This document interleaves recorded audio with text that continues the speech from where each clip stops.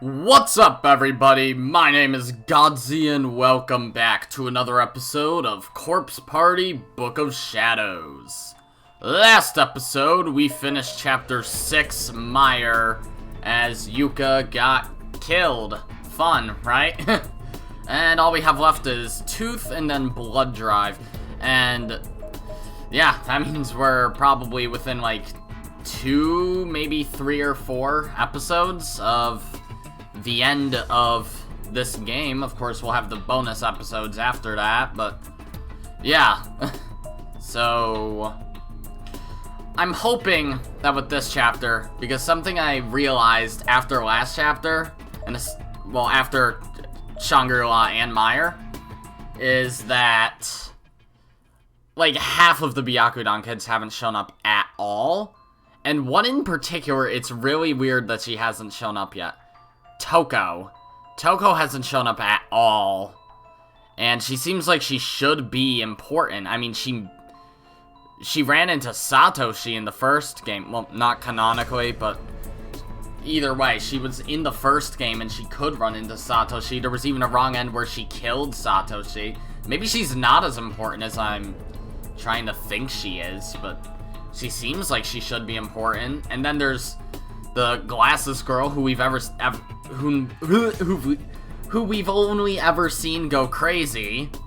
And there's that red-haired dude too, who we've never met at all. So I'm hoping this at least shows us the Byakudan kids at some point. Not expecting it to be all about them. Tooth though. Well, actually, is there any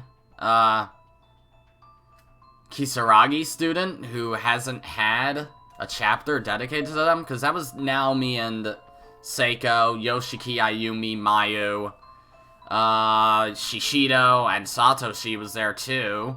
Satoshi hasn't had his own chapter in Heavenly Host though. I mean, granted, neither is Shishido, but I guess Encounter counts for that. None of them, Morishige, and then Yuka. So yeah, they've all had, whatever. Let's just jump in and see. Who's our protagonist this time? Oh, Byakudan Senior High School. I guess it is about the Byakudan kids. Byakudan Senior High School, Student Council Room, 4:30 p.m. Oh, are you gonna... Oh, you two. I've had enough of you two. I hope they show us which one of these 9 decided, let's do this stupid charm thing. Because whoever they are, they need to go in the fucking dumbass corner with Ayumi. Hey, Mr. President, don't forget about tomorrow. What's tomorrow? Please tell me I can kick you. Absolutely not. So what's happening tomorrow? Hey, no violence in the student council room. We've been over this. It's your own damn fault for forgetting. What is it, is it your fucking anniversary, you two? Ow, stop, please. If I've forgotten something important, I sincerely apologize. So just tell me what it is already. Use your words, not your feet. It's this room. Spring cleaning? I mean, it's full of balls. What? Is this a storage shed or something? How long has it even been since the sports festival? Okay, that was a weird sentence at first. Oh, yeah, that's right. You were asking to schedule a cleaning day. I just remembered something. I was curious, was it this school? No, it was this school. Yeah. I was fucking confused about this, because I did this, I checked my achievements, and it actually shows a counter for the name tags. Shobu is this one, 5 out of 6. I had to look it up, there is a 6th one, but the English release is bugged, so that it only shows 5, and this one's also cut off, so that's lovely. But yeah, there's a 6th one somewhere. I don't know where it would be though, so that's lovely. Oh yeah, that's right. You were asking to schedule a cleaning day. Ow! You completely put it out of your mind, didn't you? No, I swear I penciled it in somewhere. Your recommendations are important to me and the student council as a whole. You're a person, not a corporation. Talk like one. Fine, I forgot, okay? It's not like I don't have enough on my plate as it is, though. Do you have any idea how much I'm expected to do? I'm sorry. Good enough for me. I forgive you. What's your problem wait, what? Tough love from your trusted clerk. Sometimes you just have to admit your mistakes and move on. Though the manly approach to presidency has its merits, too. So she's also part of the student council. Most of them are the student council, right? Mitsuki. Just make sure you keep at it. Desertion is not an option. Don't think you can run away from your post if the going gets tough. You got that? Yeah, I got it. Oh, there's fucking Gamer Boy and Okawa. You just don't get it, Tomohiro. Minko is my bride, so hands off. Like hell, I'm not giving her up to the likes of you. Besides, you've got that Nana girl, right? Don't you dare two-time her. Probably talking about a game.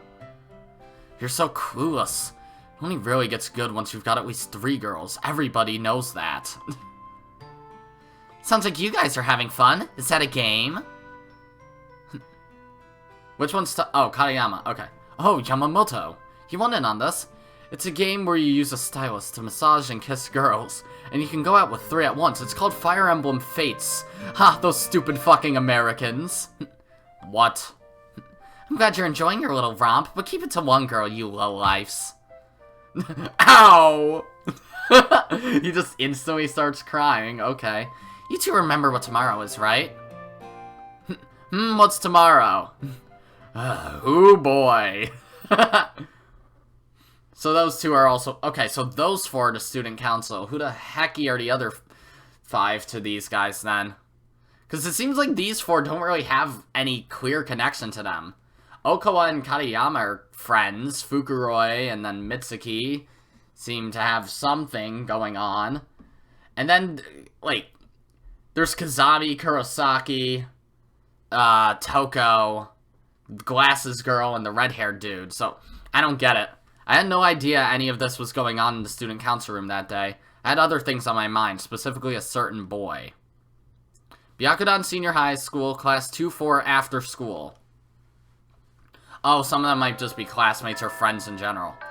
My name is Toko Kirisaki. There we go. There's Toko, finally.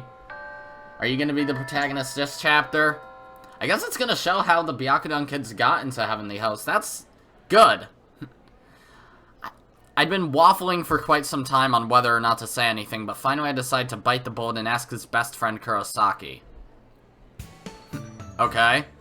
Hey, quick question. Does Yuya have a girlfriend? Oh, Toko. Toko, don't fucking tell me. This bitch likes Kizami. Oh, yikes. No, I'm pretty sure he's single. Why? Well, I kinda might have my sights set on him, I guess. Seriously? Wow, that's great news. I'll definitely be rooting for you. Oh, but... Question mark? Well, he's not a particularly sociable individual.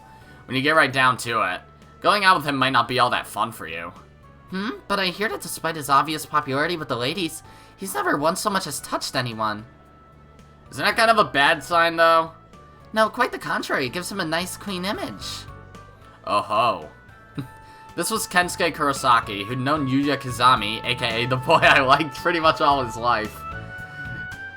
Christ, you have... I mean, it's not like you have great options in the first place. I mean, we don't really know anything about the red-haired dude, but... all the guys that we know from your school so far seem to be kinda, you know? I figured I'd come to him for all the information I needed in my conquest, since he was pretty much guaranteed to know Yuya's dating history. And so far, things seem to be going really well. I mean, not only did I confirm Yuya wasn't seeing anyone, but I got his best friend's blessing, too. It's weird hearing people refer to him as Yuya instead of Kizami, but alright. And and confirmed that he really wasn't the showy, obnoxious, cool guy type. Hehe, that suited me just fine. Oh. Kurosaki, hey! Kurosaki was understandably rather startled by the extraordinarily agitated female voice that suddenly rang out from behind his head. But that's Hellgirl Mitsuki for you. She was standing in the classroom doorway, arms folded across her chest, looking like some angry deity about to cast judgment down upon the world. And she had that deathly gleam in her eyes, the one that could tell the one that could fell the mightiest warrior before he even had a chance to draw his sword. Didn't I tell you that today was spring cleaning in the student council room? Oh, is he... Can there be 5 Well, I guess there could. I'm just thinking back to fucking Kaguya-sama anime, thinking, oh, student council, 4 people. But that's just officers, so I'm stupid. And I told you I can't, because I have club today. Come on, Fukuroi, back me up here. I want to go that route. It's easier just to give in. What? Yeah, this was definitely how girls work. All the complexion was gone from Fukuroi's face. He was a man with a demon on his back. Whip at the ready, fully prepared to bring divine punishment upon all who opposed her. He was right, it was easier just to give in. This sounds like fun. Can I join you guys? Oh, by all means, the more the merrier. Mitsuki then grabbed the nape of Kurosaki's neck and began dragging him out the door in a decidedly painful-looking manner. He was like a teary-eyed chick caught in the talons of a bird of prey, struggling in vain as he was being carried off to meet his grisly end. You know, I'm not even in the student council. Oh, you aren't? I just loved watching those boys interact with Hellgirl Mitsuki. I couldn't wait to see more. I didn't even care if I had to clean in order to do it. I was a volunteer after all, so I was pretty much off the hook here. I could follow them at my own pace, no dragging for me. As soon as we left the classroom though, we ran into Yuya. Oh boy. Or rather, I did, as in I literally ran into him. I wasn't watching where I was going and wound up slamming into him so hard that I fell over. Immediately, he reached out his hand to help me up and asked if I was alright. Now that's a white knight if I've ever seen one. Doesn't he hate all of you though? What a fun evening this would be. I imagined it ending with me lying in bed, dreaming of Yuya's perfect face inching ever closer to mine, but instead... Don't just fucking teleport. You fucking teleported. Well, at least here's her. We finally get to see more of her, I guess. This is the fucking title music from the 3DS version. Huh. They just fucking skipped. I wanted to know... Okay, we haven't met the fucking red-haired dude. I was hoping we would. And we don't know which of these fucking assholes decided to do the ritual. So, the 2 things I want to know, we're not learning. So that's great. And I have to give you, like, a legitimate voice now, since you're not just screaming. Are you okay, Toko? I don't like that voice. That's grating. Yeah. I feel like I want to give a unique voice to at least one of the female characters in Byakudan, because they all just have the same voice. And by all, I mean 2. So, 3rd time's the charm. I don't know, we'll make something as we go. It'll be alright. You'll feel better once you get it all out. That's an accent. I'm not doing that. Book of Shadows, Episode 7, Tooth. Okay, so why is it called Tooth anyways? So it seems like we got Toko and... What was her name again? Emmy, that's right. Was I right? That voice really doesn't suit her, I feel. I guess I feel a little better. That's good. Are you okay? I can't think of a good voice. Like, my female voice... I'm not giving her the fucking Himiko voice. Because that really only works for girls who are obsessed with you. That would have probably worked for Ayumi, honestly. I'm not giving her the Ayumi voice or the Natsuki voice, even though those are basically the same thing. The Maria voice wouldn't fit her either. How about the Beatrice voice? No. Again, we'll just make something as we go. That's good. Are you okay to head back and rejoin the others then? Rejoin. Please, let red-haired dude exist. Yeah. Oh, search mode. Okay, so we're in the girls' room. We got Toko and Emmy. Well, best to just explore for now. Oh, hello, body. It's a half-decomposed corpse. Unfortunately, it's too far gone to determine age or gender. Look at its clothes, though. But there's still a fully intact student ID name tag lodged between 2 bones, identifying these as the remains of a teenage girl. Komashiro Trade School, Tomomi Morinaga. Oh, that is a skirt. Okay. Komashiro Tomomi. Member of Student Newspaper Club, always smiled brightly and put everything she had into club promotion and advertising. That's not a method of death. Even with the knob turned on at full blast, there's no water coming through these pipes anymore. The stall doors seem to be stuck, and absolutely will not open anymore. But I was just in there. Maybe the lock somehow got jammed when I left? The floor is all messed up now. So is this following, like, what actually happens to the Byakudan kids? Or is it following, like, Book of Shadows, so it's a time loop? Because some of these things seem like they could have happened regardless of the time loop, like Chapter 4 and, well, Chapter 3 especially. It's a mirror, but it's too cloudy to make out much detail. For some reason, the air around this spot feels unnaturally chilled. It would probably be best to keep your distance. Alright, I think we looked at everything in here. Let's just explore the rest of the school then. Oh, there he is!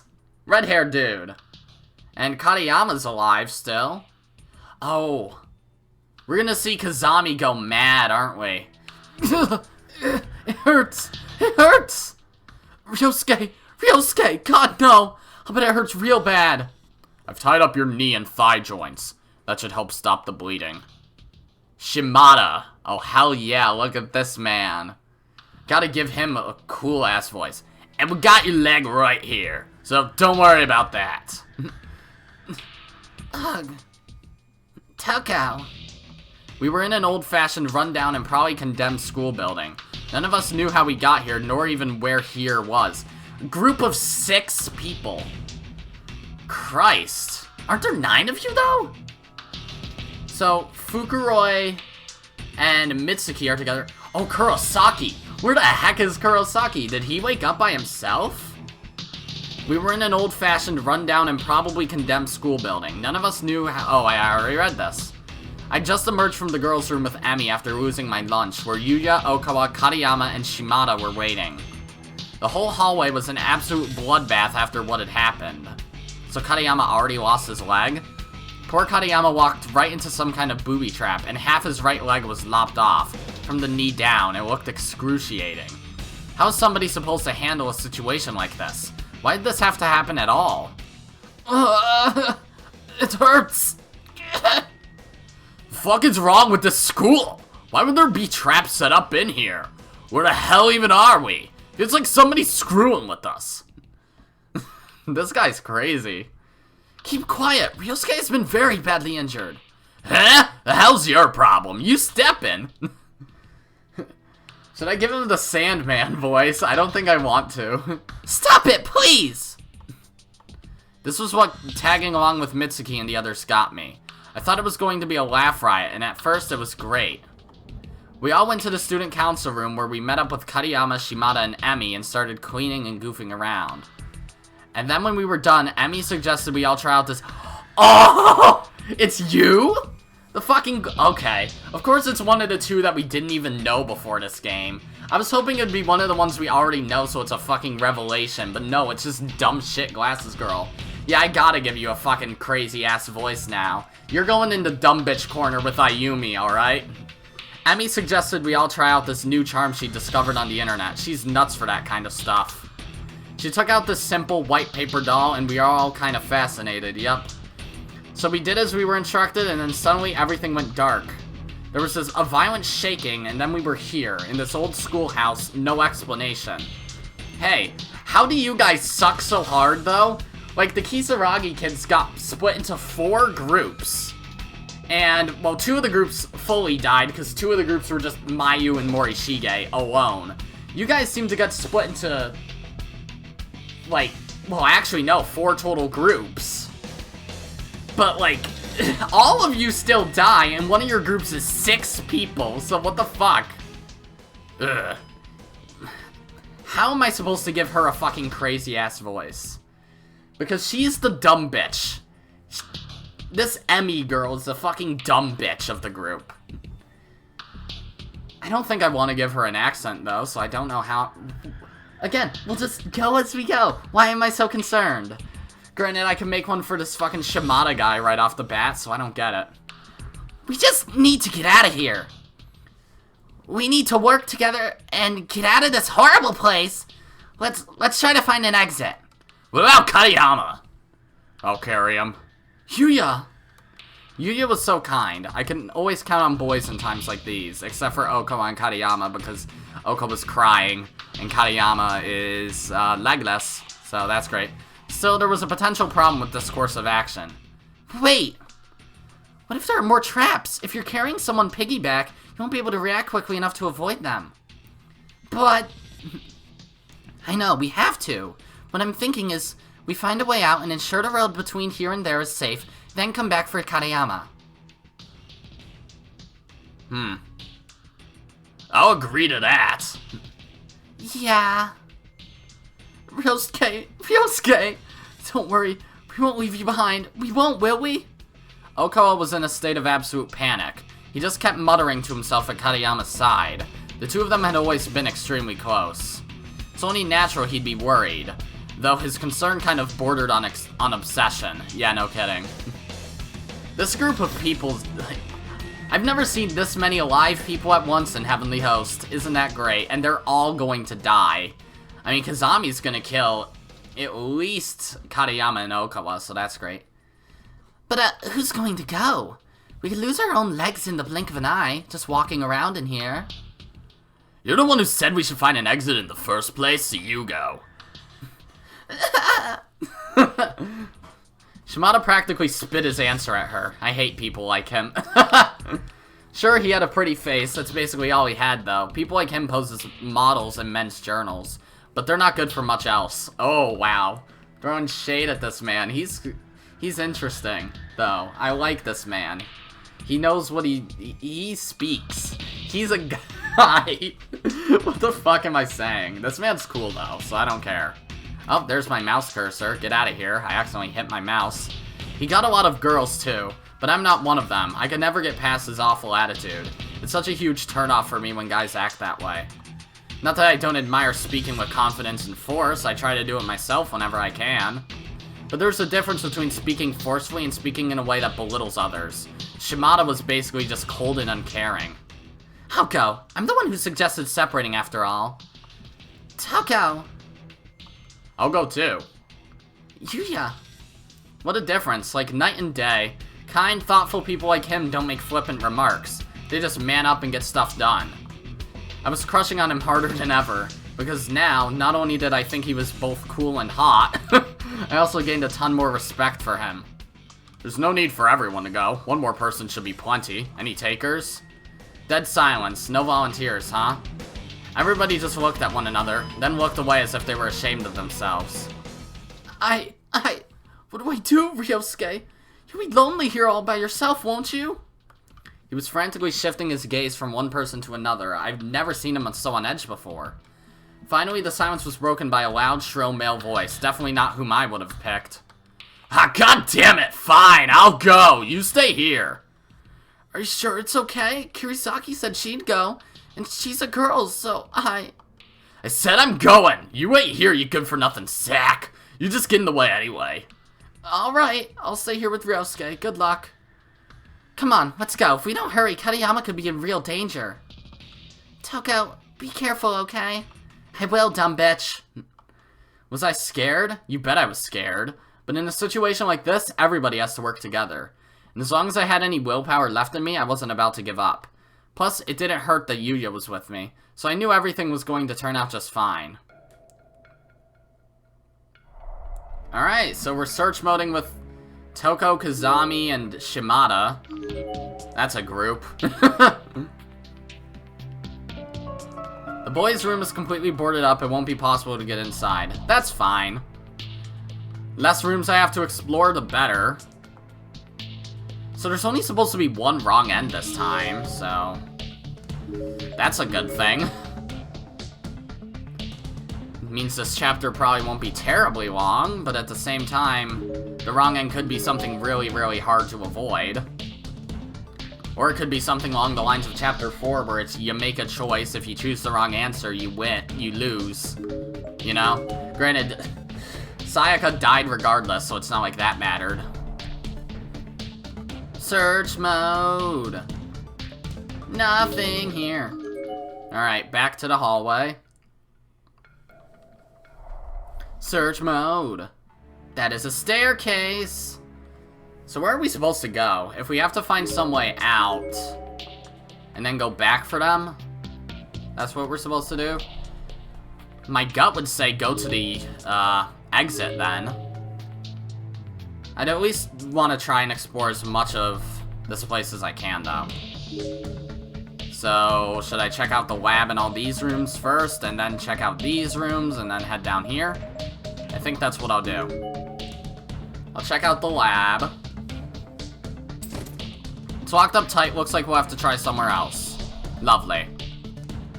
So, never mind then. Alright, down. Maybe we can go into the nurse's office, grab a pair of scissors for defense, you know?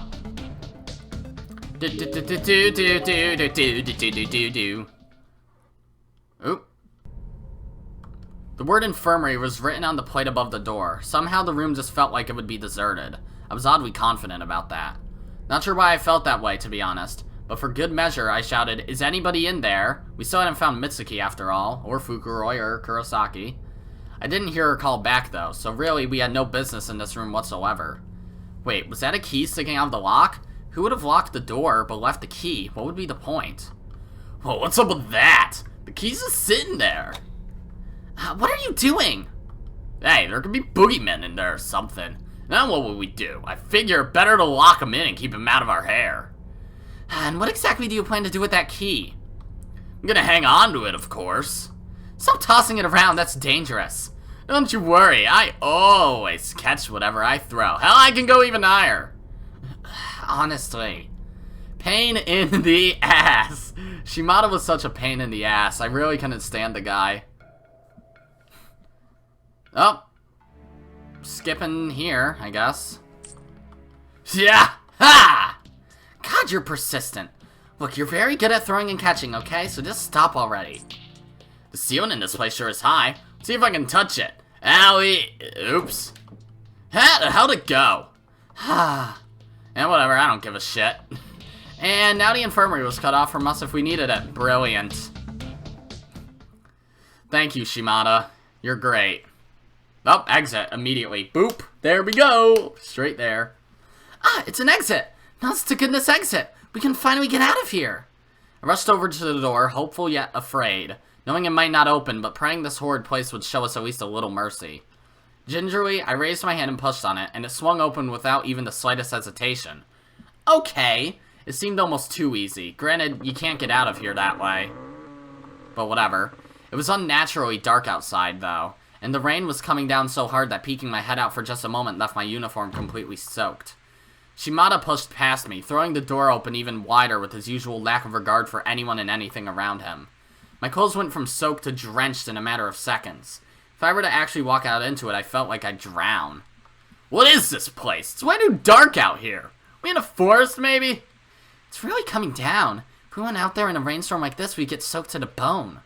I wouldn't mind seeing that look on you. Anyway, we know we can get outside safely now. Let's go back and get Katayama. Come on, Yuya. Despite our having found a way out, Yuya's demeanor hadn't changed a bit. He was standing back by the hall, where he could watch over us, also keeping an eye out for anyone else who might happen by. The model of maturity. Shimada, on the other hand, is fucking just drooling over Toko. You guys go back if you want, but I'm leaving. What? Not about to stick around this fucked up place any longer than I have to. Screw the others, I'm out of here. You can't be serious. Hell yeah, I'm serious. Those assholes are the ones who chose to stay behind. They're just gonna die one by one, and I say let them. Didn't think you were quite that callous, but far be it from me to stop you. Say, Kurisaki, you wanna come with me? The tone in his voice said it all. He'd hit the ultimate low. After abandoning his friends to save his own hide, he was now basically propositioning me. I really don't want to see you die. You've been real precious to me for quite some time, you know? With an obviously rehearsed and truly sickening pickup line, he really was the slimeball to end all slimeballs. Unbelievable. What the hell is wrong with you? Get your eyes off me, you jackass. Couldn't believe he had the nerve to pull something like this. I felt like that may have been the first time I'd ever truly yelled at someone. I was absolutely livid. And he wasn't even done. No, he still had plenty of salt left to throw in the wound. Oh, shut the hell up, you ugly bitch. Don't go getting the wrong idea. was just trying to be nice and give you a ticket out of this hellhole, but if you don't want it, it's your loss. You need to die already. This guy's a lost cause to Yuya. Let's just go. My head was swimming. I was scared, I was angry, I was sad. Every negative emotion brought to the forefront, and every positive emotion pushed away. I didn't look back. I just turned away from Shimada, walked over to Yuya's side, and continued past him into the hallway. Yuya had been watching all of this unfold from the other side of the room, and for a moment he just stood there staring blankly at Shimada. What the hell are you looking at? Get out of my sight, you spacey bastard! Shimada then drew a large knife from his breast pocket. Its tip struggled to glisten in the dull light of the room, but it did ultimately succeed. Oh boy. He began waving it around like a dumbass, probably thinking it made him look more menacing. Check it out! Just bought this baby yesterday. Not bad, eh? But I could put it to good use in a lot of ways. You are an amusing fellow.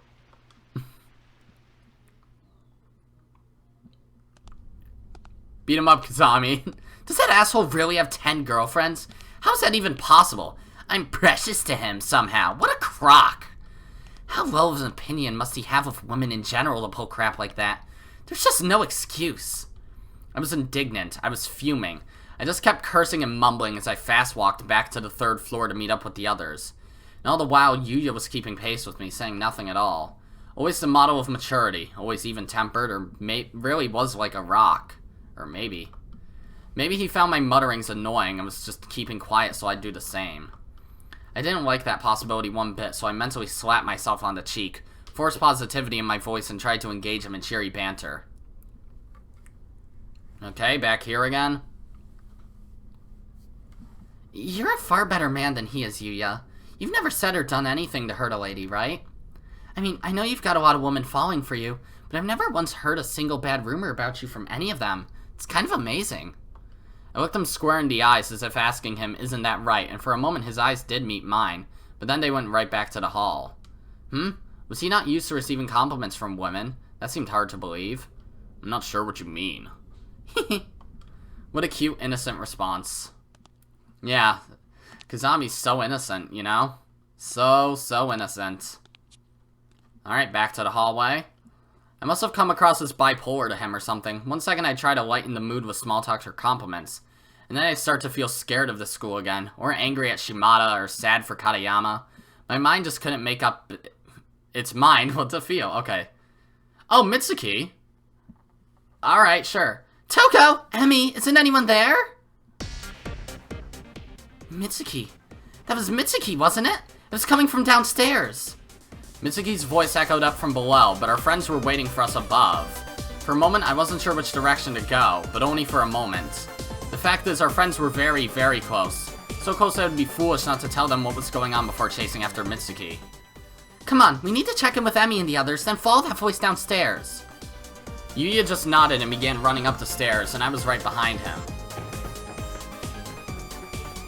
Okay. So it's going way too well for these guys so far. Sorry it took so long. We found an exit. Come on, we have to get moving. I was out of breath, staring down at the ground and talking to what I assumed would be 3 very attentive friends. But then I looked up. They were all there, but there was no immediacy. No urgency on anyone's face. Emi and Okawa weren't even looking at me, nor at Yuya, but at Katayama. They were fixated on his face, and each bore a sad, hopeless, empty expression, and they certainly weren't about to get moving. There was a general heaviness in the air. Something was very wrong. Is he already dead? Didn't they put a bandage around his leg? I thought fucking Kizami ended up killing him. I gently reached out my hand and touched Emi's shoulder. What's going on? Still want to make a good voice for dumb bitch here, but whatever. Toko, Katayama's getting weaker. He's not going to make it. Ryosuke, why won't you talk to me? Say something, please. Ryosuke. I'm trying way too hard with fucking Okawa here. Emi's eyes were filled with tears. Okawa, too, was cradling Katayama's head, and looked like he'd been crying this whole time. His eyes were bright red and his nose was running. Yuya, still saying nothing, just walked over to Katayama's side, bent down and began examining his wound. Which one said that? Yuya, whatever. Oh wait, it should have been Toko, because the text box was on the side. Yuya! We need to hurry. The four of us silently but unanimously agreed that our best course of action was to pick up Katayama and bring him out through the exit we'd discovered. And we had to be very, very quick about it or he really would die. I could tell just by looking at him that his time was almost up. Kizami, can you carry him? That might work better, that voice. Even though she didn't sound worried enough. Yeah, I could use your help getting him up on my back, though. Ryosuke, hang in there. We'll save you. And as this was all going on, I had that nagging feeling like I was forgetting something. Of course, Mitsuki! We had to go find her. We couldn't just leave her behind after all. Yuya, do you mind if I run downstairs and look for Mitsuki? If she wanders too far, she might... He didn't even have to say anything this time. His eyes told the whole story.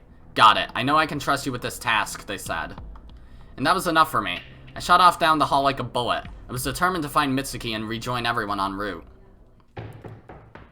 I hurried down to the second floor, but Mitsuki's voice was coming from even farther down. I'd have to keep going to the first floor ahead of the others. Okay. So now Toko's just by herself. Alright, let's actually fucking explore now, because I couldn't for the most part. Yeah, we'll just explore these parts first, because I didn't get to look at this place yet. Then I'll just turn back around and check all the other places that I can. Search mode. Nothing here. Hallway. Probably nothing here. Looks like nothing here. Not a thing. Not anything. Alright, back around we go. Why the hell am I going this way now? Shut up! We're looking for name tags. I'd rather not see dead bodies. Shut up! Hallway. Alright, anyone here? Any dead bodies? Looks like we can go in 3A also, so that's nice. Oh, hello. It's a recently deceased corpse, still a bit warm. Based on appearance and uniform, this was most likely a high school boy. There's a student ID name tag on the ground next to him, but is that an alias? A fake ID? The name on the card seems highly suspicious. Kurashiki Industrial High School, Onda 4th Street. Yeah, no kidding, that's a weird name. But whatever. Kurashiki, Onda 4th Street. Intended to manufacture Heavenly Host elementary goods and sell them for a premium price, but died before seeing this dream come true. That's still not a method of death, but alright. Into 3A we go, ignoring Onda. Oh, there's another body. Yoink. It's a newly deceased corpse. Based on appearance and dress, she seems to have been female. There's a student ID name tag at her feet. Karasuyama High School Megumi Onda. Another Onda, but this time it's for Karasuyama. Megumi Onda, dehydrated. Last words were, "I'm so thirsty." That would make sense. Door? The door's closed up tight, it won't even budge. This door seems like it might just be openable. Eek! It's a bunch of dishes. They must have been propped against the door. There are wet, bloody prints all over them. It's a little disturbing. The bloody plasticware dishes from the cabinet are all scattered about on the floor now. There doesn't seem to be anything else worthwhile inside. Darn. How did it feel to be stabbed? The writing is partially erased, making it hard to interpret what it might have said. Okay. Seems to be everything in here. Let's go check 2A if I can. I doubt I'll be able to go up to the 3rd floor on the left side, but whatever. There's a large hole in the floor here. So yeah, I can't. Lovely. Oh wait, I can go in 2A. It's that hallway that's fucked up, not the hallway in front of 2A. Search mode. Seems to be nothing here again. Window. There's absolutely no scenery outside this window. My darkening just went up. Just pitch blackness, and the window itself isn't budging at all. It simply will not open, no matter how much force is exerted upon it. The darkening's never seemed to be anything important, honestly. The cabinet is locked. There appear to be numerous thick books inside. They have titles like The Truth of Ties and Adorable Enough to Kill You? What in the world could that last one possibly be about? That stupid fucking skeleton. There are letters scratched into the corner of the blackboard, seemingly with fingernails. Do not trust them, they will betray you. The one who volunteered to go will betray you most severely. Yikes. Well, that would be Kizami then. I'd say Shimada, but no. The words "kill before you're killed" are scribbled all over the school flyer.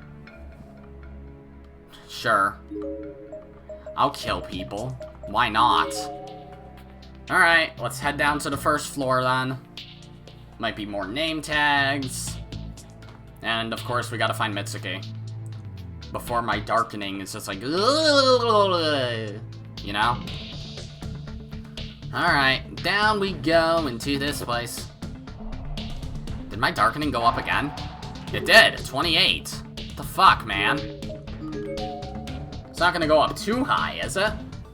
I've never seen it go to 100. Oh, there's a body. I've only ever seen it go to 100 at the end of chapter 6, but that was the true end anyway, so I don't get it. There's a thoroughly decomposed corpse here.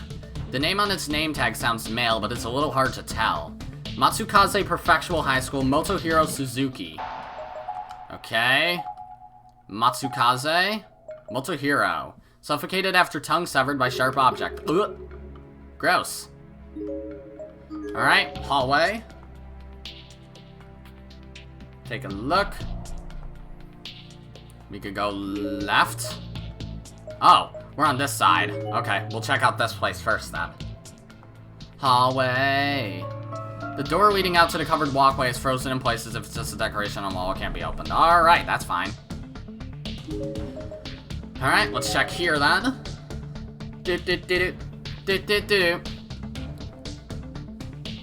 Anything here? Dead bodies? No. No dead bodies. Anything here? Dead bodies? Doesn't look like it. No? And no. Alright, let's check the exit then. Unless this is where I'm supposed to go. Search mode. One way or another, we're going to make it out of this school, all of us together. Oh yeah, one way or another. Meaning, death. Alright, let's try over here then. Doop. Doop. No, if I've got this place mapped out right in my head, I'll just be getting farther and farther from where we heard her voice this way. I should go back. Okay. Oh, but there's a dead body here. It's a half-decomposed corpse. Though kind of hard to tell, it appears to be the remains of a female senior high school student. She still seems to be loosely gripping her student ID name tag in one of her hands. Karashiki Industrial High School, Leona Umura. Okay, Karashiki. Oh, we got all of them. Cranium bashed in with blunt object. Yikes, kid. So, Toka won't let me go that way. Fine. Let's go here, then. So, Mitsuki's supposed to be up this way.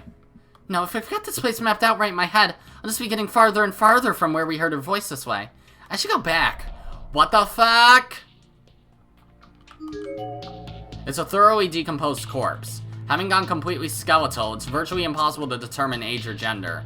Fortunately, the deceased's name tag seems to have survived and identifies him as a male student from a trade school. Komashiro Trade School, Toru Takahashi. Okay, Komashiro. Where's that again? There it is.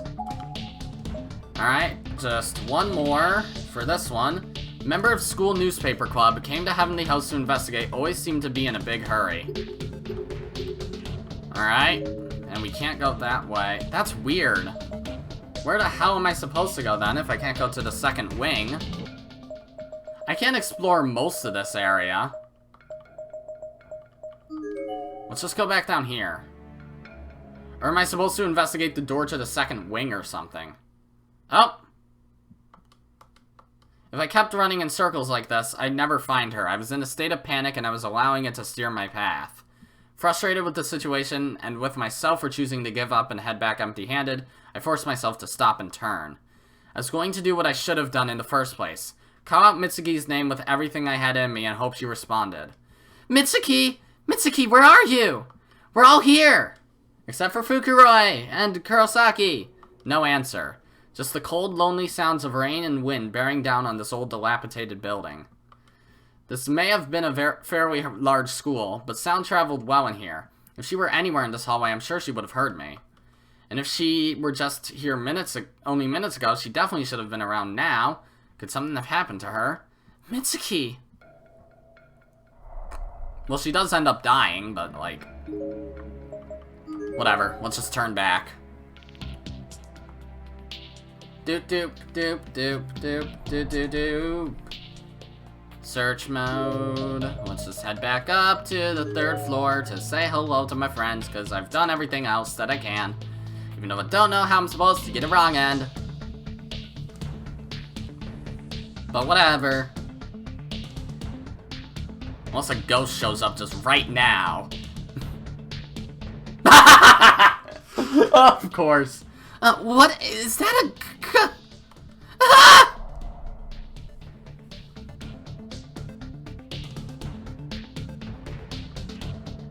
Me not big fan of this. Hi, Rio. It appears to be the ghost of a young boy. Step away. God, what now? With a ghost sitting right at the foot of the stairs, how was I supposed to get back up to the 3rd floor? Let's save, you know? Sounds like a good idea.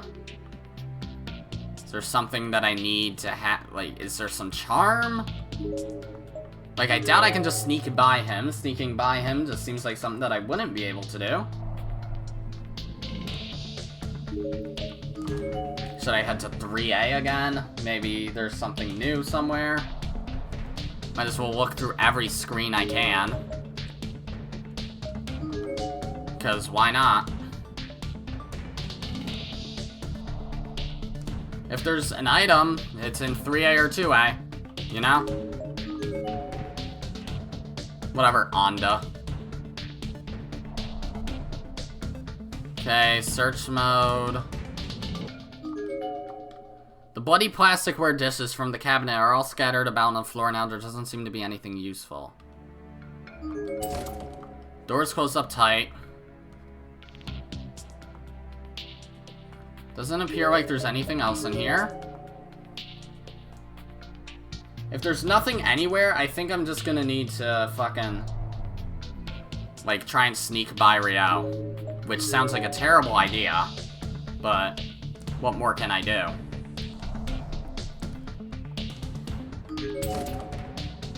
The cabinet is locked. There appear to be numerous thick books inside. Yep, that shit again. Window.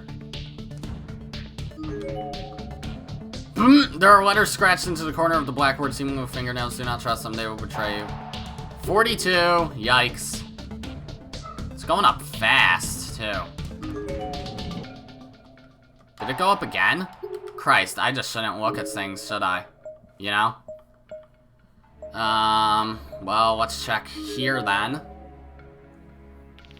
Checked both of the classrooms. Unless I can get in the lab now, or the infirmary, I don't think there's anywhere I can go. Locked up tight.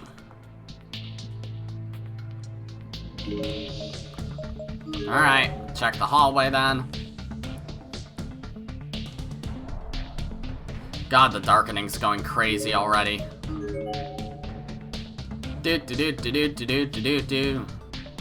Alright, right in front of the nurse's office.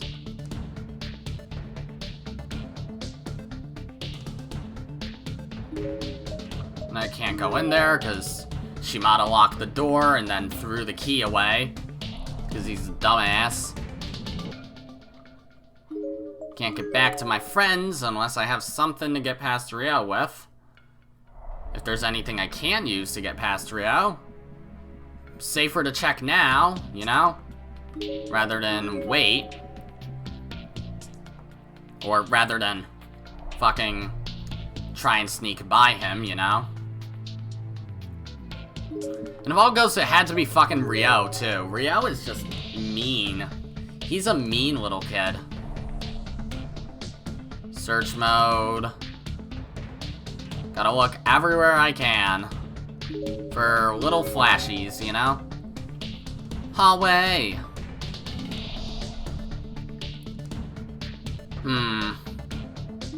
Doesn't appear to be anything.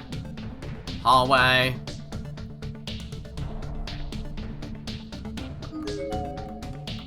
Nope. I get the feeling that the exit might be where I'm supposed to go. I'll check out the exit before checking out the 2 random segments of hallway that I can go to. You know? Alright, first we'll check this last random segment of hallway, other than the 2 other ones. Huh. Nothing. Exit, then.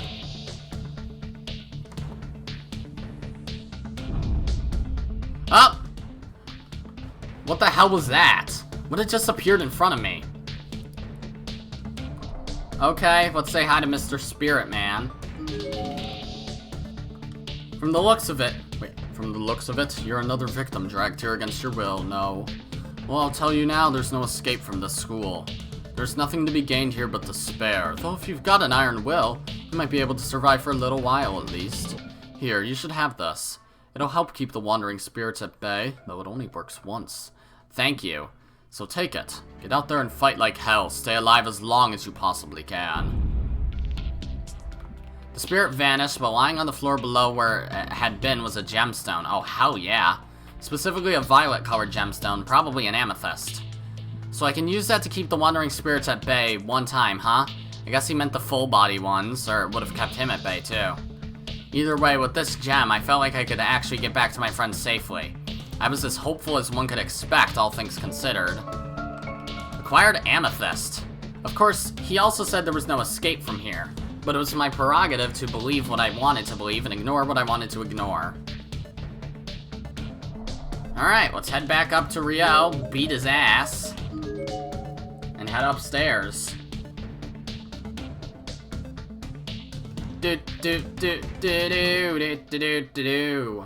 Up the stairs. These stairs can't stop me.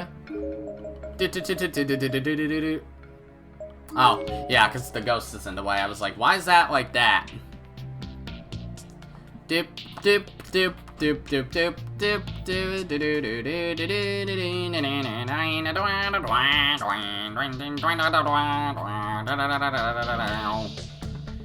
Alright, throw the rock at him. Yeet! It appears to be the ghost of a young boy. Why would I do that? Use the amethyst. I held the amethyst in front of me and approached the spirit. Y'all ugly! Peace. And incredibly, it actually worked. Both the ghost and the gem faded and disappeared. The stairwell was now free to be traversed. Hell yeah! Hello, friends. What's going on? Oh, you're screaming. Emmy, are you okay? There was like a ghost at the bottom of the stairs. Where's everyone else? Come on, we have to get Katayama situated and out of here. Nah. Emmy's face was absolutely wrecked with tears, and she was shaking her head violently. She wanted to tell me something, but the words just weren't coming. I had a really bad feeling about this. I ran past her to the bathrooms, to where Katayama was being lifted onto Yuya's shoulders when I left. And what happened? Did Kizami kill Katayama? Why? Katayama was back on the floor, right where we'd set him down when this whole ordeal began. Why wasn't he on Yuya's shoulders? What was going on? I had an inkling, but I didn't want to believe it, so I pushed it out of my mind. Yuya, what are you all still doing here? We need to get Katayama ready to go. He didn't make it. Katayama's dead? Great. What? Right after you left, he let out a huge scream, and then he just went limp. No. Where's Shimada, though? I didn't know what else to say. A person had just died, and not some stranger, but a person I knew. A friend. It was the strangest feeling. I kept looking at him and thinking, is he really dead? Is this really what a person looks like when he dies? Seeing him like that drained every last bit of energy I had in me. Fell to my knees, thoroughly defeated.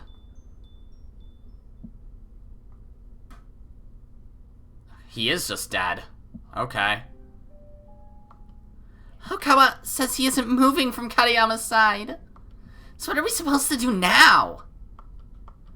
Emmy and I couldn't stay near the body. We'd gone down to the second floor, where we picked a corner and just stood there, trying to recompose ourselves. Yuya elected to stay with Oko on the third floor, I guess to try and break him from his shock and help put some distance between him and Katayama. None of this felt real, or maybe I just didn't want it to be real. It was a nightmare, it had to be. I'd just sit up in my bed and it would all be over. Why did this have to happen? I'm not waking up. I don't get it. I'm not waking up. I keep trying to tell myself this is all a dream, but... Emmy, you were screaming a second ago and now you're back to your fucking regular face. Never mind. Toko. My energy was waning again. I sank to the ground, landing on my knees. Emmy followed my lead and put an arm around me for comfort. Don't give me your pity comfort, dumb bitch. A friend had just died. He just died. God, why? Oh boy. Emmy and I looked at each other. We both heard them, footsteps coming down the hall. It was too dark to make out who it was, but the gate was decidedly male. The two of us slowly and quietly rose to our feet, hid around the corner and peeked out, both terrified and curious as to whom or what we might see.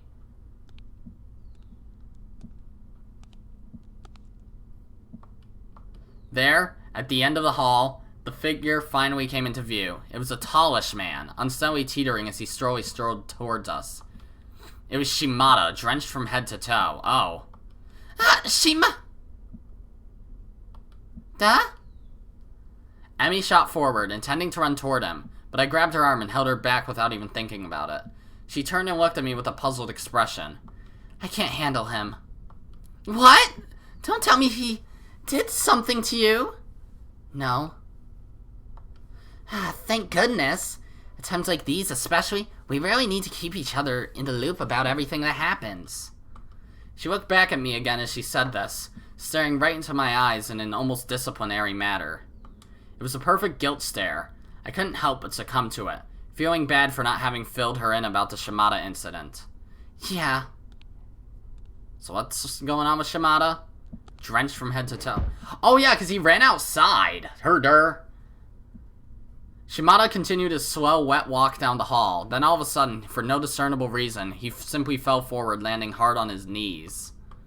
Something was wrong with him, and while I loathed the man, I didn't want to see him suffer. Emmy and I were both poised to rush to his aid, when other figures randomly began appearing all around him. Figures of children, blue and ethereal, shimmering with their own light. What? Oh, don't tell me they're about to kill him. Fuck these kids. What are they? We could barely even see Shimada from our vantage point anymore, as his body was obscured almost completely by the backs of these ghost children. He wasn't moving though, so it didn't seem like they were doing anything to him. But then he wasn't moving at all, which seemed highly suspicious. It occurred to me that maybe we should try to save him. I inched forward. He was still in exactly the same position he had been when he fell to his knees. He literally hadn't moved at all. Was he unconscious? Emmy and I looked at one another and nodded. It was a silent signal to move forward and do whatever we could to help. Yeah, he's dead.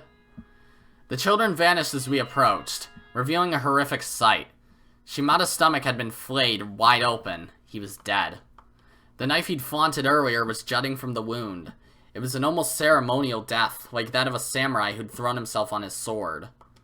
Ah! Ah! No! What were those children? How should I know? They might still be nearby. Ah! Kizami! It's horrible. Shimada is... He's just like, I know, I stabbed him. Yuya, who'd presumably rushed down to see what was wrong, calmly walked over to Shimada's body. He was checking for signs of respiration or pulse. He turned back to face us again a moment later, and his facial expression said it all. Shimada really was dead. I was beginning to lose it. I just couldn't take any more of this. My friends and acquaintances were dying, one by one. I guess I should say had died, but it didn't seem like it was over, not by a long shot. This is bad. There's something in here with us. Something that's trying to kill us. Hell, it was doing more than trying. It had already succeeded twice over. I was scared, I was paranoid, I was shaking and crying and screaming inside. I was deathly afraid that something else would show up, and then it did. Oh, hi, Sachiko.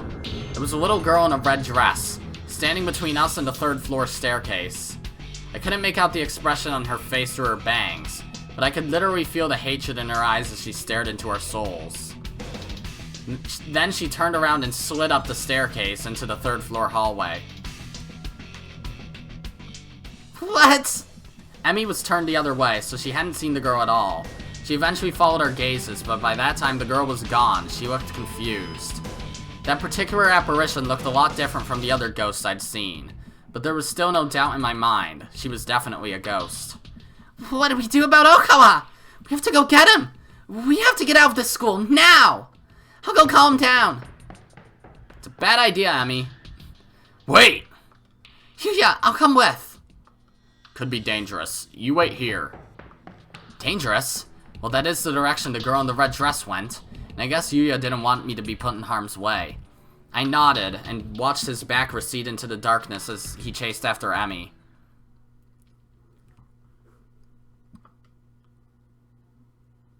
Okay. Pull yourself together. Pull yourself together, Toko. You know what they say, no weapon can pierce a calm heart. So, what's the most important thing right now? Yeah! Apparently nothing. No! What was going on? Why was Emmy screaming? I could hear voices now. Emmy and Okawa were having a heated argument. What? That's not possible! We have to leave him and run! We'll get caught if we don't! No! We can't just leave him behind! We have to take him to a hospital! But he's dead! No, he's not! He's dead! He's not! He can't be. Leave him and run? We'll get caught? That ghost girl must have been pursuing them. This is bad. Wait, this is bad. I have to go help them. Oh boy. What the? Murderer! Oh, that's why I thought, fucking Kizami killed Katayama. He just kicked him down the stairs. Katayama's body was sprawled unceremoniously on the landing halfway up to the third floor, along with Okawa. At the top of the stairs stood Emmy, and in front of her, Yuya, with an imposing scowl on his face. I didn't understand any of this. What had just happened? Ah! Emmy let out another scream and came running toward me down the stairs. Okawa, then, seemed as if he'd fallen and broken his arm. What? He was lopsidedly crawling toward me. It was almost as if he were trying to distance himself from Yuya. Murderer! Murderer! I ran to the base of the stairs to meet up with Emmy. I needed some sort of context here. Emmy, what happened? What's going on? Run! Run away! You'll be killed! Kizami kicked him down the stairs, out of the blue. What? I glanced up at Yuya, but his face was shrouded in darkness. I couldn't make out any expression at all. So this is the scene where fucking Okawa makes Kizami just go crazy. I'd assume he only kicked Katayama down the stairs to just be like, fuck off, we just need to leave, he's dead, see, look at that, boom, he's dead, can we just go now? Okawa seemed to have reached his breaking point. He shot to his feet and took off behind me toward the second floor as fast as he could. Yuya kicked Okawa down the stairs? Why? He didn't kick Okawa. Yuya, it's not true, is it?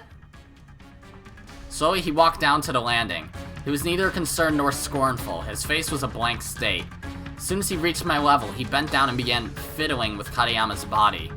Raising the arms, then letting them drop, wiping blood from the eyes and ears and nose, then looking at it as if studying a specimen under a microscope.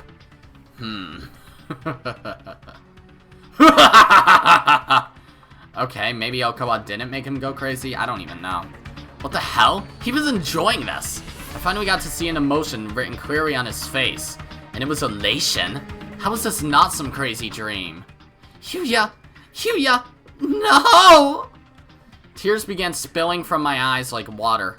I was shocked, confused, and I don't even know what else. Toko! Get away from him! Hurry! God, no!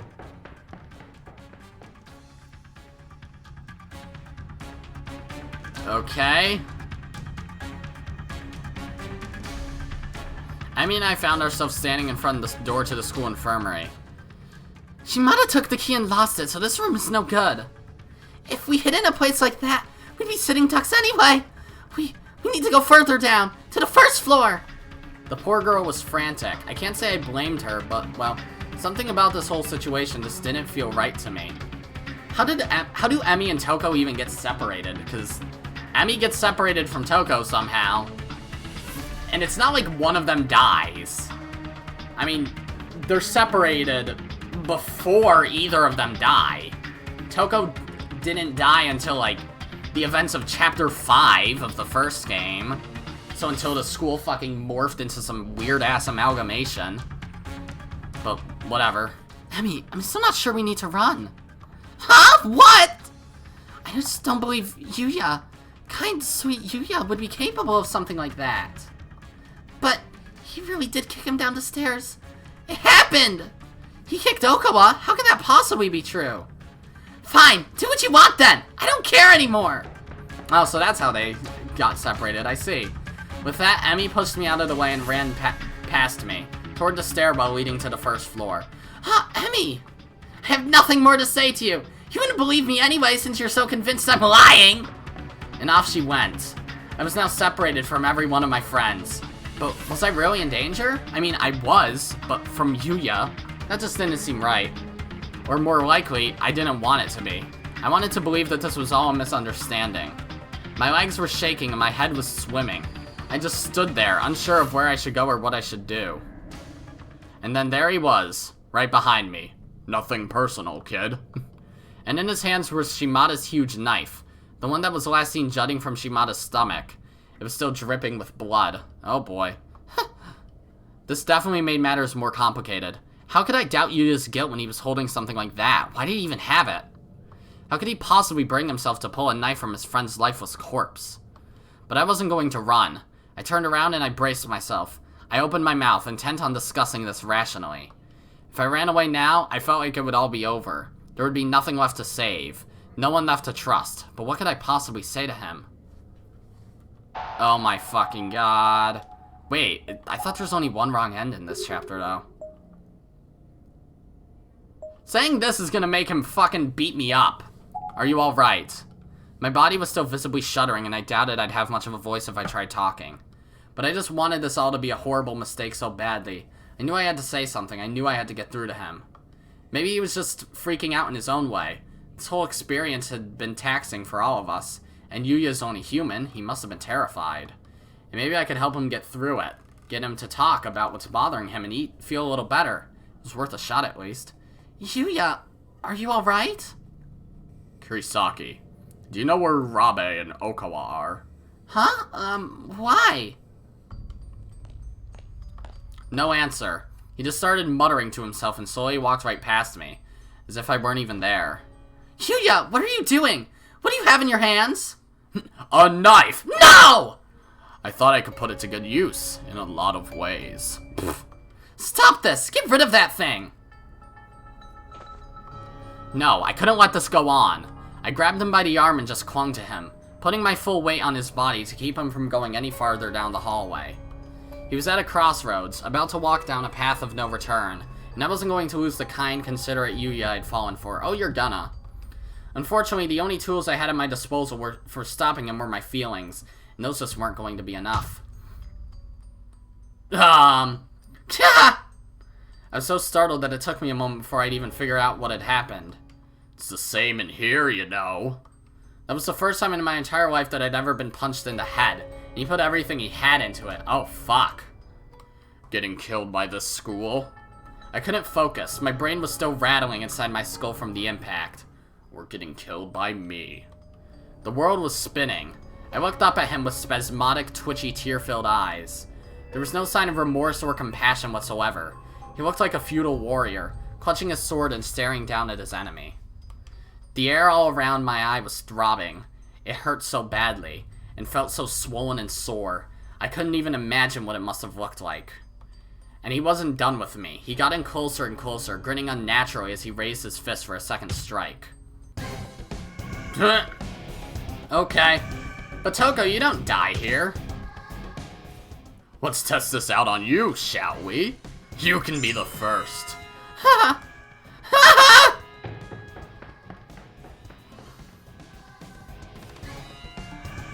Okay. I was running on pure instinct and adrenaline at this point. I shot to my feet and just forced him to carry me to safety. Somewhere, anywhere. He was going to kill me. He was really going to kill me. God. I felt something rattling around uncomfortably inside my mouth, so I spit it out into my hand. It was white. Okay, so that's why the chapter is called Tooth. A single white tooth with blood-red highlights at its root. That maniac had actually knocked out one of my teeth. God, my tooth! He was there, just behind me. I panicked, tripping over my own feet and stumbling to the ground on the landing between the first and second floor. I'd fallen on my backside, dropping my tooth on the ground next to me. I began slinking away from the encroaching figure of Yuya Kizami. Save me, somebody, anybody, God, please! No! No! Huh? I was scooting backwards across the floor, too stiff, sore, and scared to stand. But then my hand brushed across something small and metallic. A key. Shimada, you crazy asshole. Ha! It's the infirmary key that Shimada lost! Ah! Even with my hand right over it, I was shaking so badly that I could barely work my fingers to get a grip. It was the most frustrating feeling in the world, and for a few seconds, that felt like hours, I just kept trying in vain to pick up that damned key.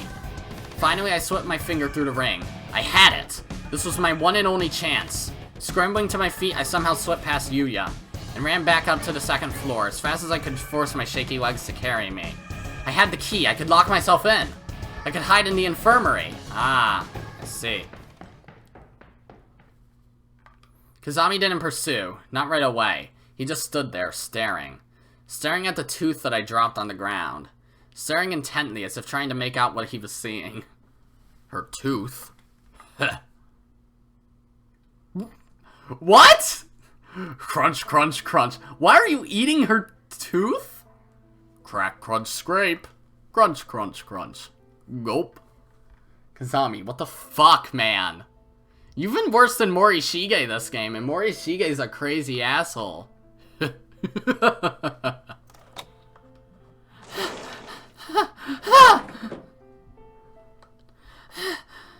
There didn't seem to be any way to lock the door from the inside. I need to find a hiding place before Yuya showed up.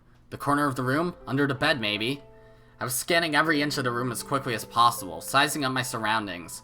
My eyes stopped on one of the medicine shelves. Scissors! There are scissors in there! Felt like such a revelation. Like the answer I was looking for, but what was I going to do with scissors? Stab Satoshi? Was I going to fight? Fight who? Yuya? I wouldn't stand a chance. I decided to leave them there. I stepped back and crouched down behind the partitioning screen that was set up in the middle of the room.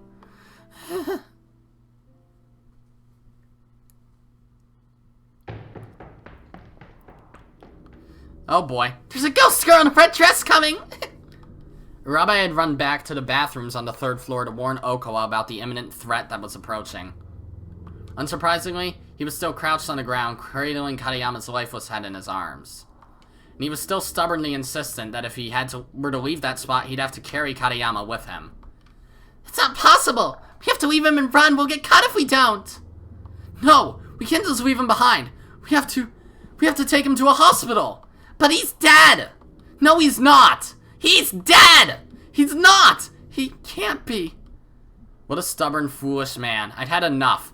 I was gonna say, why is this scene happening again? No, they switched perspective to Kizami. What a stubborn, foolish man. I'd had enough. I decided I'd ripped Katayama's body from Okawa's arms and kick it down the stairs. It made one hell of a thud when it did hit the landing. But he was already dead, so what did it matter? As long as it helped get Okawa moving, I didn't care. See? Look, he's dead, so get your ass off of that floor and run. Open your eyes. Katayama is dead. We have to get out of here now. Kizami! Urabe was looking at me, then at Katayama's body, then back at me, so she couldn't make up her mind which was more interesting. But why was she looking at me? Did I have something on my face? Oko, on the other hand, was focused squarely on Katayama. He was trembling all over, but I thought he finally understood. Then he turned toward me. Murderer!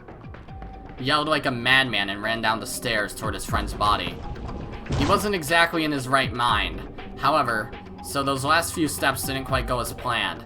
He tripped and fell quite hard next to Katayama. Ah! Murderer! Murderer! Emmy, what happened? What's going on? Murderer? Who? Me? I wasn't the one who killed Katayama. Run! Run away! You'll be killed! I see. In here, getting killed by the school and getting killed by me are one and the same. Really? So it was fucking Okawa just calling him a murderer and Kizami being like, Katayama was killed by the school. Okawa said I killed Katayama. Therefore, I am the school. What the fuck? We're all going to die here either way, after all.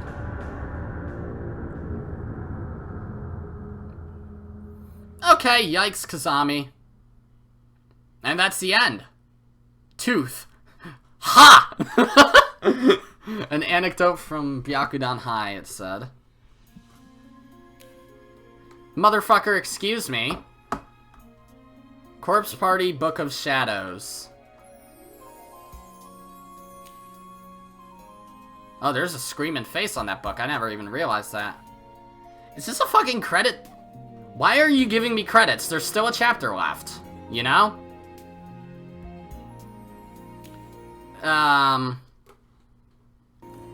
The window deselected itself. Okay, just play credits. Okay, so final thoughts on the game. No. What the fuck? Okay, sure. Yeah, whatever. Go through everyone's fucking characters. Go through all of them. We're not done, though. We're far from done. We still have a chapter left. Why are you doing this? That didn't even feel final chapter-esque. Whatever. I never saw that screen. Ladder. Must be underneath the custodian. Well, underneath the bathroom into the custodian office. And there's the pool. We didn't get the wrong end here, but whatever. Okay, whatevs. Reference room. Why are you giving me credits? I don't get it. You haven't done it for any of the other chapters. You occasionally did it just randomly in the first game. Like, I think chapter 3, 4, and 5 all had credits. But that's because all those chapters were released at different times, I'm pretty sure, and then compiled into a game. But with this, they were all released at the same time, weren't they? So I don't get it. Whatevs. And this is a pretty long credit scene, too. I mean, not as bad as Uncharted 2 was. Christ, that credit scene was like 5 whole minutes. That was like maybe a minute and a half. Okay, so why'd you do that? There's still a chapter left. I know there's still a chapter left. Chapter 8. Chapter 7 clear! Yay! Oh my fucking god! Tomokazu Sugito, Yumi Igarashi, Seiko Yoshida, Satomi Moria. We got 4?! Bro! Achievement unlocked, the Stairs of Perdition. Achievement unlocked, Karashiki Custodian. Yeet! Okay. I thought I got another school done, though. Didn't I get Komashiro done? Let me check. Momijigawa, Matsukaze is not done. Takine is not done. Renaissance is done. Seisho is done. I already had Seisho. Koyo I've already had. I didn't finish Karasuyama. Shobu, I guess not. Oh, I didn't finish Komashiro. I didn't finish Musashigawa. I didn't finish Rubens. I finished Great Harbor. I finished Karashiki. So we actually didn't miss that many name tags. There's probably still more next up in the next chapter. Well, that depends, honestly. Because it just shows that there's one ending, so it might just be cutscenes the whole time. So, how many am I missing? 1, 2, 3 apparently, 4, 5, 6, 7. Just 7. That's way better than it was in the first game, I'm pretty sure. And as for endings, well, we have a few. Yeah, blood drive, only 1. Alright, whatever, let's just read those soulful testimonies as it rains like crazy outside my house. Alright, so we're still missing Naomi and Ayumi, so... Huh? Nana? Why'd I get Nana this chapter? And then, Emi and Toko. Okay. Is that supposed to be Nana? Why not fucking Okawa instead? Why is she in the middle of the fucking... Why is she in the middle of the Byakudan characters? That doesn't make any sense. But yeah, we only have 2 more, so I guess these 2 have to be touched on in the next chapter. Alright, whatever. Let's read Kizami's. This is Tomokazu Sugita, voice of Yuya Kizami. Hello. Recently, when I turned on the light in my bath area, it just blew out. That's great, man. And my relaxing soak became a darkness bath. There was still light shining in from the other rooms, though, so it wasn't true darkness, but that's besides the point. Really, if you think about it, we all close our eyes when washing our heads and such, so a darkness bath isn't such a terrible thing. Anyway, you should try taking one of your own sometime. And add in some bath powder to dye the bath blood red. Then to bring a Ziploc bag with you, or I guess I should have mentioned brand names here, so that'll probably be censored. So bring a watertight plastic bag with you, put your game system into it, and play Corpse Party in the bath. Why? Who would do such a thing, you ask? I would. I would do such a thing. That guy's something. Thank you, Sugita. What the fuck was that? Alright, whatever. Next is Nana, of all characters. This is Hiromi Igarashi, voice of Nana. So they called me back in to play a voice in the next Corpse Party game. Okay. And I was really looking forward to playing Nana once more. Yeah? I never imagined what would happen to her, though. It really got me working up a sweat. Yeah, she got her legs hacked off. Not in Chapter 7, though, in Chapter 2, so I don't get it. See, I wore gray culottes today, whatever those are. But thanks to all this fear sweat, they've totally changed color on me. Whatever, okay. One thing's for sure, I'll be right there playing the game with you guys once it's released. I look forward to eeping in fright the whole time, too. It's great. And I hope you all have similarly eepful experiences with it. Thanks for listening, everyone. Alright, cool. Now let's do Emmys.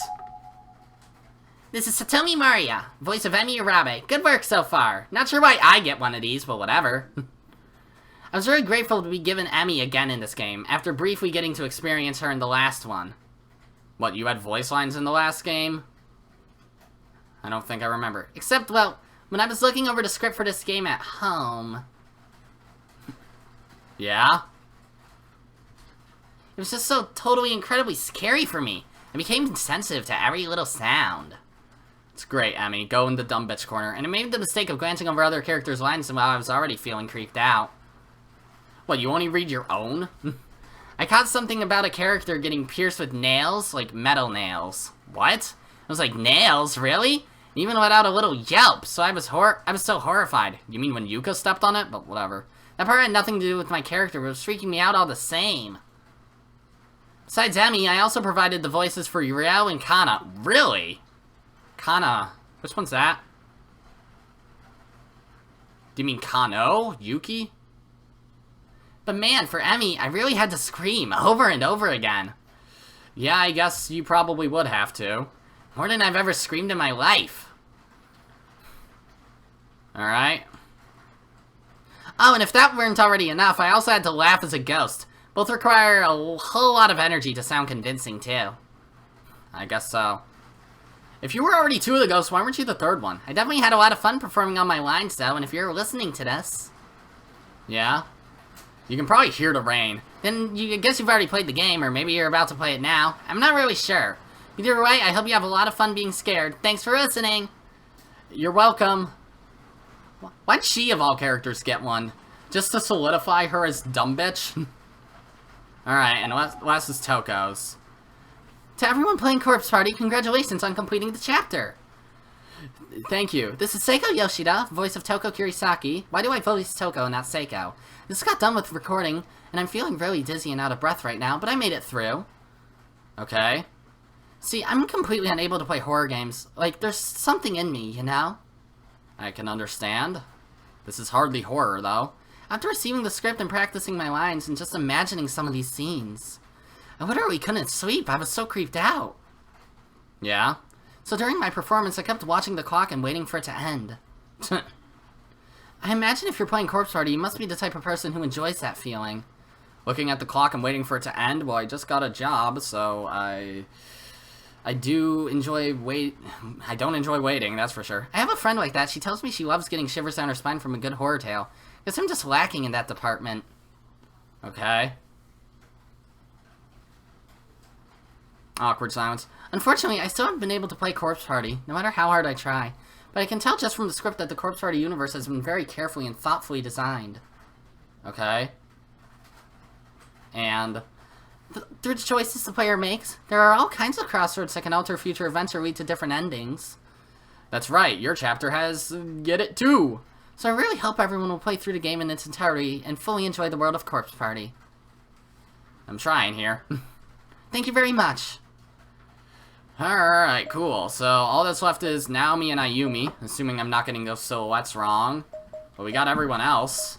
But I never fucking expected she would get one. I can understand him, I can understand her. You got like 3 lines in this game, so I don't want to hear it. Alright, whatever. So, seems like all we have left now is Blood Drive. So, I guess that's what we'll do next episode. So, if you guys enjoyed this episode, be sure to press the like button. And if you didn't like it, then fuck you too. Remember to subscribe, follow me on Twitter, and hit that notification bell to stay up to date on all my videos and stuff.